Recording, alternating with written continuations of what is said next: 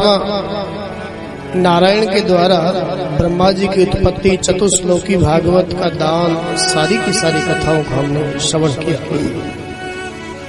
ब्रह्मा जी को विधाता बना दिया मेरे प्रभु नारायण ने। सृष्टि का सृजन करने का आदेश दिया ब्रह्मा जी महाराज ने। मानसिक सृष्टि करी। पहले मैथुनी सृष्टि नहीं थी, मानसिक सृष्टि थी। एक बार सभी से फिर से निवेदन करें, जो लोग हमारी आवाज को सुन पा रहे हैं और अभी तक नहीं पधारे, कृपया उनसे निवेदन में भी पधारे। इस पंडाल में आपके आसन आपका इंतजार कर रहे हैं। आप पधार करके उन आसनों की शोभा को बढ़ाएं, पावन कथा को श्रवण कर। मानसिक सृष्टि में ब्रह्मा जी महाराज के 10 बेटे पैदा हुए, ऐसा इस भागवत में लिखा है। मानसिक सृष्टि मरीचिरत्र्यंगिरसौ पुलस्त्यः पुलः क्रतुः भृगुर्वसिष्ठो दक्षश्च दशमस्तत्र नारदम्। 10 बेटे हुए ब्रह्मा जी महाराज की मानसिक सृष्टि में। ब्रह्मा जी की गोदी से नारद जी का जन्म हुआ मानसिक सृष्टि में। ब्रह्मा जी के अंगूठे से दक्ष महाराज का जन्म हुआ। ब्रह्मा जी के प्राणों से वशिष्ठ जी पैदा हो गए। ब्रह्मा जी के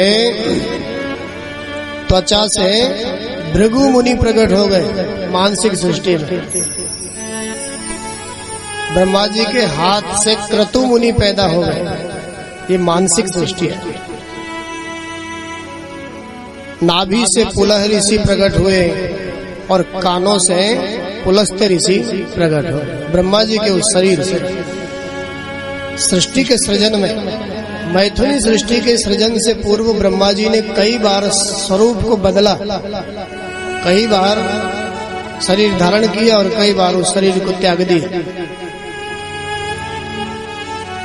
ब्रह्मा जी के मुखार बिंद से अंगिरा ऋषि प्रकट हो गए। आपने सुना ही होगा अंगिरा ऋषि का नाम।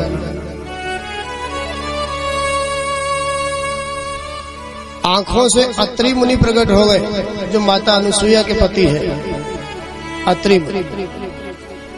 और ब्रह्मा जी के मन से मरीचि ऋषि प्रकट हो गए। ऐसे 10 बेटे हुए। और फिर आगे कथा में वर्णन है, ब्रह्मा जी के दक्षिण वक्षस्थल से धर्म पैदा हुआ। ब्रह्मा जी की पीठ से अधर्म पैदा हुआ। ब्रह्मा जी के दक्षिण वक्षस्थल से धर्म पैदा हुआ, जो धर्म साक्षात नारायण का ही स्वरूप है, ऐसा वर्णन है। पीठ से अधर्म पैदा हुआ, हृदय से काम पैदा हुआ ब्रह्मा जी के, और भ्रुवों से क्रोध पैदा हुआ। ये मानसिक सृष्टि है सारी की सारी। ब्रह्मा जी के होठ से लोभ पैदा हो गया। ब्रह्मा जी के होठ से लोभ पैदा हुआ। और भी मानसिक सृष्टि आगे बढ़ी तो ब्रह्मा जी की छाया से भी एक ऋषि पैदा हुए, जिनका नाम है ऋषि करदम। ये ब्रह्मा जी की छाया से मानसिक सृष्टि में पैदा हुआ। वाणी से सरस्वती प्रकट हो गई। ब्रह्मा जी की वाणी से सरस्वती प्रकट हो गई। मानसिक सृष्टि में ऐसी मानसिक सृष्टि हुई तो सही, लेकिन इस मानसिक सृष्टि से प्रजा का विस्तार नहीं हो पाया। ब्रह्मा जी को बड़ी चिंता है। कई बार शरीर धारण किए और कई बार छोड़े शरीर को। ब्रह्मा जी के 4 मुख हैं और चारों मुखों से चारों वेद प्रकट हो गए। देखो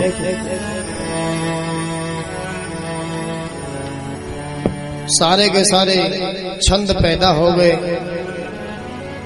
ब्रह्मा जी के मानसिक सृष्टि में। सारे जो सप्त धातु है वह सब मानसिक सृष्टि में ब्रह्मा जी ने पैदा किए। जब मानसिक सृष्टि से प्रजा का विस्तार नहीं हुआ, कई कई प्रकार की सृष्टियां करी,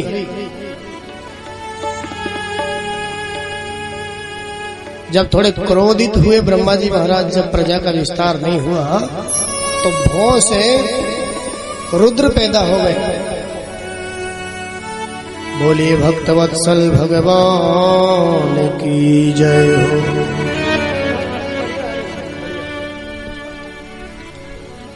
मानसिक सृष्टि ज्यादा बढ़ नहीं पाई तो ब्रह्मा जी के शरीर के 2 भाग हो गए। उस चिंता के कारण ब्रह्मा जी के शरीर के 2 भाग हो गए। एक भाग से एक पुरुष प्रकट हुआ और दूसरे भाग से एक नारी प्रकट हुई।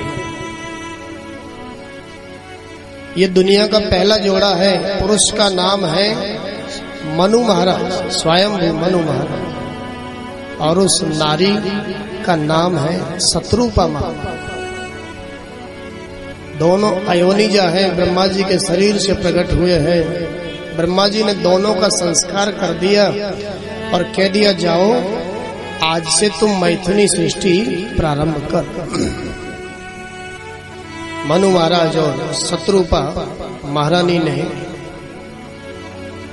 ब्रह्मा जी की आज्ञा को स्वीकार कर लिया, लेकिन प्रार्थना की, हे प्रभु, मानसिक सृष्टि के लोगों को तो धरती की आवश्यकता नहीं थी, लेकिन अब मैथुनी सृष्टि से तो प्रजा का विस्तार होगा, तो इस धरती की आवश्यकता है, और धरती है नहीं, क्योंकि धरती को तो हिरण्याक्ष जैसे दैत्यों ने रसातल में ले जाकर के छुपा रखा है। तो हे प्रभु, धरती की आवश्यकता है, पृथ्वी की आवश्यकता है मैथुनी सृष्टि के विस्तार के लिए। हिरण्याक्ष और हिरण्यकश्यपु ये दोनों भाई हैं। इनका परिचय कराऊं मैं आपको। पूर्व जन्म में ये परमात्मा नारायण के वैकुंठ के द्वारपाल थे दोनों, जय और विजय। भगवान को धरती पर जब आना रहता है तो कुछ न कुछ बहाना चाहिए उनको धरती पर आने का, अवतार लेने का।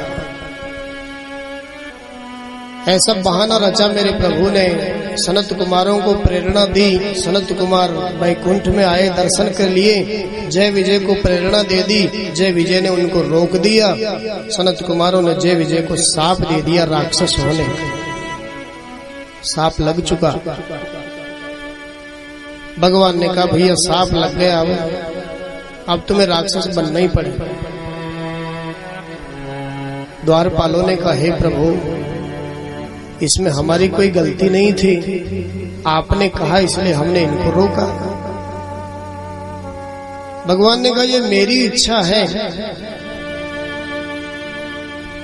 और तुम्हें ये करना ही होगा। द्वारपाल भी भक्त थे भगवान के, परमात्मा की इच्छा में ही अपनी इच्छा भी उन्होंने मिला। भक्ति उसी का नाम है। परमात्मा की हाँ में हाँ मिला देने का नाम ही भक्ति है। भगवान की हाँ में हाँ मिला दें, उसी को भक्ति कहते हैं। अरे जीते जी ही संसार में जो मर जावे, उसी को भक्ति कहते हैं। जब तक अपने आप को संसार में जीता हुआ समझोगे तो तरह तरह के अहंकार तुम्हें घेर लेंगे। जीते जी ही मर जावे जो, उसी का नाम भक्त है। द्वारपालों ने भगवान की हाँ में हाँ मिला दी। हे प्रभु कोई बात नहीं, जाएंगे, राक्षस बनेंगे। वैसे कहा तो ये वैकुंठ का लोक, परमात्मा नारायण का जैसा स्वरूप, वैकुंठ में नारायण और भक्तों में कोई अंतर नहीं होता, तो कहाँ तो ये नारायण का स्वरूप विशुद्ध सात्विक स्वरूप, और कहाँ राक्षस बनेंगे तो अभक्ष्य अभक्ष्य सब खाना पड़ेगा, अनाचार दुराचार पापाचार, लेकिन सब स्वीकार करेंगे हम, क्योंकि आपकी इच्छा है। लेकिन हमारी भी एक शर्त है, हमारा उद्धार करने के लिए आपको ही आना होगा। भगवान ने कहा ये बात ठीक है, आप राक्षस बनो, मैं आपका उद्धार करने के लिए आऊंगा।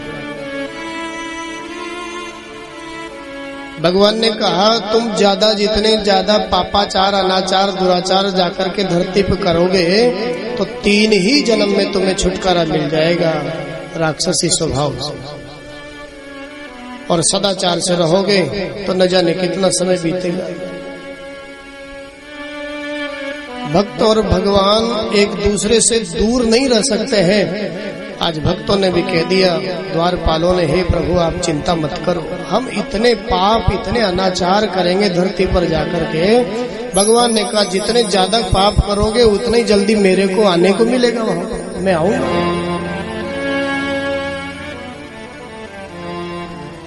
दोनों को साफ लग गया, लेकिन अब किसके जन्म लेवे माध्यम चाहिए ना।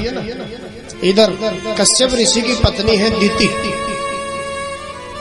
दिति ने सांझ के समय पुत्रोत्पत्ति की कामना अपने पति कश्यप ऋषि से करी, खूब समझाया, देवी कुछ काम ऐसे हैं जो सायंकाल के समय वर्जित है, लेकिन फिर भी कामा तुराणाम न भयम न लज्जा, जो काम से आतुर है उसको न कोई भय रहता है, उसको न कोई लाज रहती है।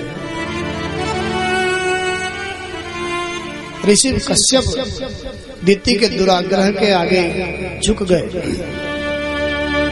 और कह दिया, देवी बीज का असर में कहां लेकर के जाओ, बेटा तो तुमने एक मांगा है लेकिन 2 होंगे, लेकिन दोनों ही राक्षस होंगे, दुष्ट होंगे,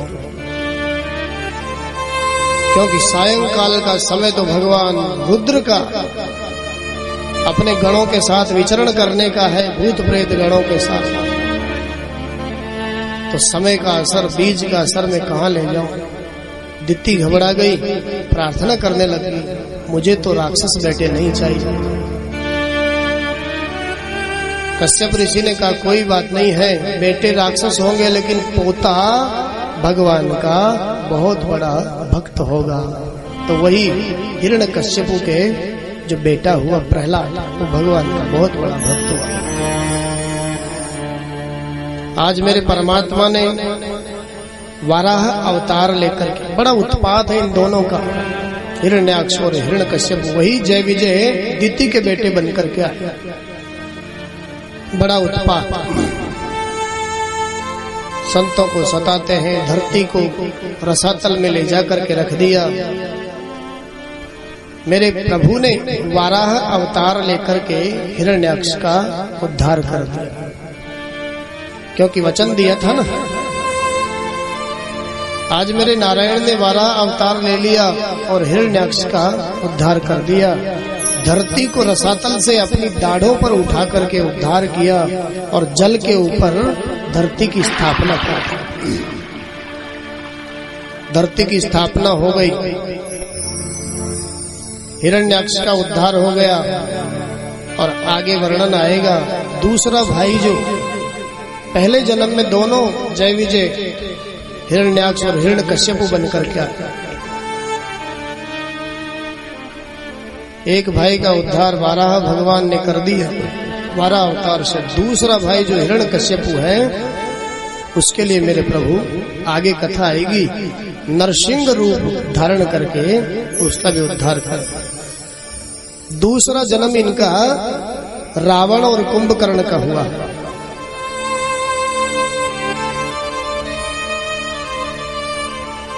पहला जन्म हिरण्याक्ष और हिरण्यकश्यप का, ये साक्षात लोभ के प्रतीक है, लोभ के प्रतीक है हिरण्याक्ष और हिरण्यकश्यप।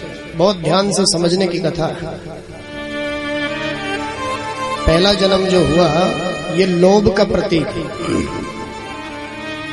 हिरण्य माने सोना, अक्ष माने आंख। जिसकी आंख में सोना ही सोना है, संपत्ति ही संपत्ति है, वही हिरण्याक्ष है। दूसरा भाई हिरण्यकशिपु। हिरण्य माने सोना, कशिपु माने पलंग। जो संपत्ति का बिछौना बिछा करके ही सोना चाहता है, उसी का नाम हिरण्यकशिपु। ये कोई आदमी नहीं, ये तो आध्यात्मिक कथा है। ये तो पात्र हमारे समझने के लिए बना दिए गए हैं, बाकी ये तो आध्यात्मिक हमारे जीवन की कथा है। दूसरा जन्म दोनों का हुआ। पहला जन्म लोभ का प्रतीक, दूसरा जन्म रावण कुंभकर्ण का हुआ। ये साक्षात क्रोध का प्रतीक है। रावण और कुंभकर्ण क्रोध के प्रतीक है। क्रोध को मारने के लिए भी मेरे परमात्मा राम बनकर के आए। लोभ को मारने के लिए वाराह और नरसिंह बनकर के आए। क्रोध को मारने के लिए राम बनकर के आए। और फिर तीसरा जन्म शिशुपाल और दंतवक्त्र का हुआ। ये साक्षात काम के प्रतीक है। काम, क्रोध और लोभ। काम का उद्धार करने के लिए भी, काम को नष्ट करने के लिए भी मेरे परमात्मा कृष्ण अवतार लेकर के आए और शिशुपाल दंतवक्त्र का उद्धार किया। आध्यात्मिक दृष्टि से देखा जाए यदि इस कथा को, तो काम को मारने के लिए मेरे परमात्मा नारायण ने एक अवतार लिया, कृष्ण अवतार। क्रोध को मारने के लिए मेरे परमात्मा नारायण ने एक अवतार लिया, राम अवतार। लेकिन लोभ को मारने के लिए मेरे परमात्मा को दो अवतार लेने पड़े, वराह और नरसिंह। तो इसलिए भैया लोभ से दूर रहने का प्रयास करो। हमारे संतों ने तो यहाँ तक कह दिया है, लोभ पापस्य कारणम, अति लोभ ही पाप का कारण होता है। पाप का जनक ही लोभ है, अनाचार का जनक ही लोभ। उद्धार कर दिया लोभ रूपी हिरण्याक्ष का मेरे परमात्मा ने। वराह बन करके धरती की स्थापना कर दी और स्वयंभू मनु महाराज को कह दिया ब्रह्मा जी ने, हे मनु, अब तुम मैथुनी सृष्टि का आरंभ करो, अब तुम्हें धरती उपलब्ध हो गई। इससे पहले ब्रह्मा जी ने कई बार कोशिश करी थी सृष्टि की, लेकिन वो बढ़ नहीं पाई थी। वैसे कई प्रकार की सृष्टि, लेकिन 4 प्रकार की उसमें मुख्य मानी गई। जरायुज, स्वेदज, उद्भिज और अंडज। ये 4 प्रकार की सृष्टि मुख्य रूप से मानी। जरायुज सृष्टि के अंतर्गत वे जीव आते हैं जो जेल में बंद करके पैदा होते हैं, मनुष्य, पशु आदि। अंडज सृष्टि में वे जीव आते हैं जो अंडे को फोड़ करके पैदा होते हैं। उद्भिज सृष्टि के अंतर्गत वे जीव आते हैं जो पृथ्वी को, धरती को फोड़ करके पैदा होते हैं, जैसे पेड़ पौधे, वनस्पति आदि।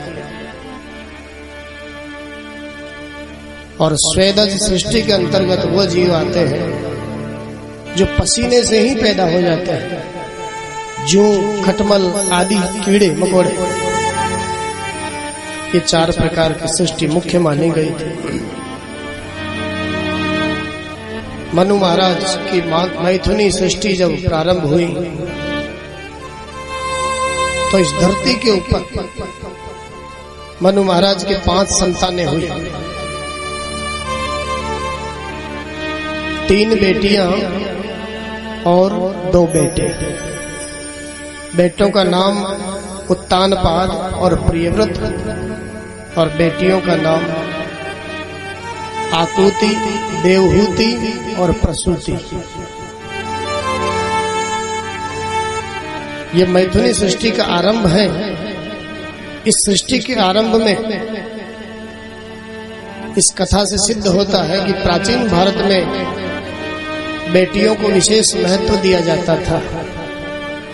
आजकल तो नहीं दिया जाता, लेकिन सृष्टि के प्रारंभ में अनुपात देखिए आप, बेटियां कितनी हुई? मनु महाराज की थी और बेटे कितने हुए? 2। तो बेटियों को प्राचीन भारत में सृष्टि के आरंभ में बड़ा महत्व दिया जाता। बड़ी बेटी का विवाह 5 संतानों में जो सबसे बड़ी बेटी है, जिसका नाम आकुति है, मनु महाराज ने अपना कर्तव्य समझते हुए रुचि नाम के प्रजापति के साथ में कर दिया।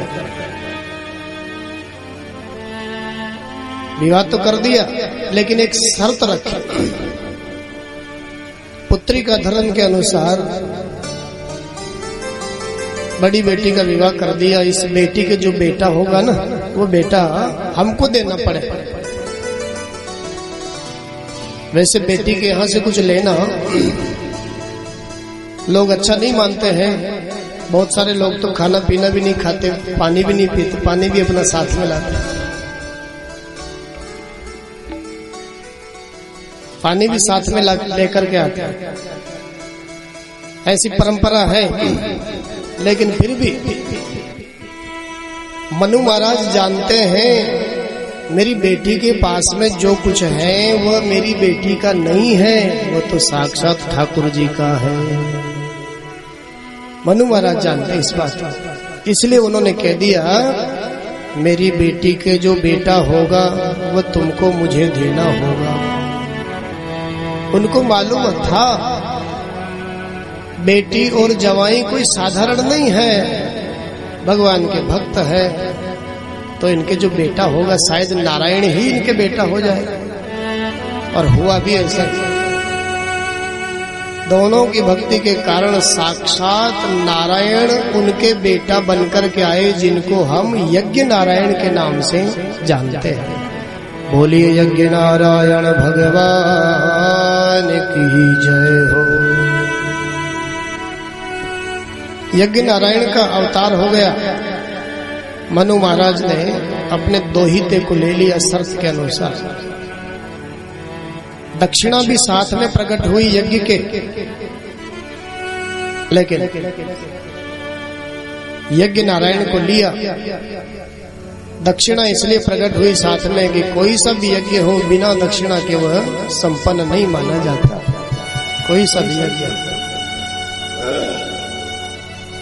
दूसरी बेटी है देवहूति।